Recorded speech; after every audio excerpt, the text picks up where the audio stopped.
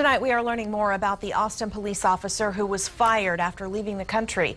Investigators have been looking into VonTrey Clark since Samantha Dean was killed back in February. Dean was a victim services coordinator for the Kyle Police Department. Austin Police Chief Art Acevedo said Clark admitted he was the father of Dean's unborn child. KXAN investigator Kevin Schwaller is looking into Clark's past and why his lawyer says Clark will be coming back to the United States. Well, state records show that Clark joined APD in 2012. He went to Austin Community College for a time, and a memo from APD also says he was roommates with another man linked to Samantha Dean's death. Get back on that plane and come back here to Austin. After that call from Austin's police chief, VonTrey Clark's lawyer says it could be weeks before his client returns. Attorney Bristol Myers tells KXAN his client should come back to the U.S. within the time frame he laid out to APD.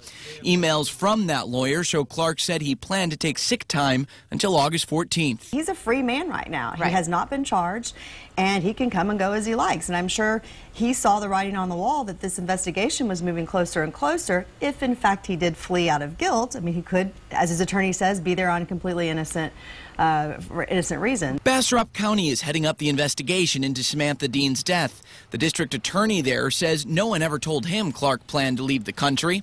In addition to ACC, Clark's records with the state show he took classes at Southern Nazarene University and Navarro College. Court documents show investigators believed another man named Kevin Watson may have some ties to the case. Clark's disciplinary memo details an intercepted phone conversation about putting money in Watson's father's bank account.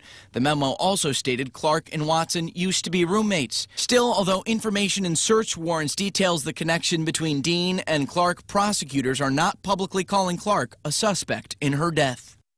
Now, we also checked to see if there is any fallout for Clark on the state level. He's licensed through the Texas Commission on Law Enforcement. Its records show no recent changes to Clark's file and no enforcement action.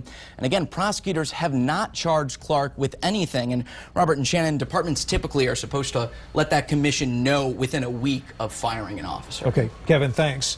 And for a closer look at this case, go to KXAN.com. We have a timeline posted with all of the developments dating back to January of this year.